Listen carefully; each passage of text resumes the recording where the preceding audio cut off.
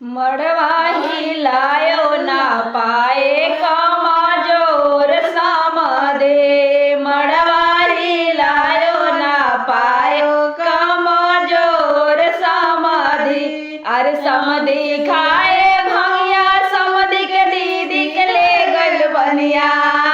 समधी खाए भंगिया समधी के दीदी के ले गइल बनिया। कमजोर समधे दीदी पकड़ो ना पायो कमजोर समधे।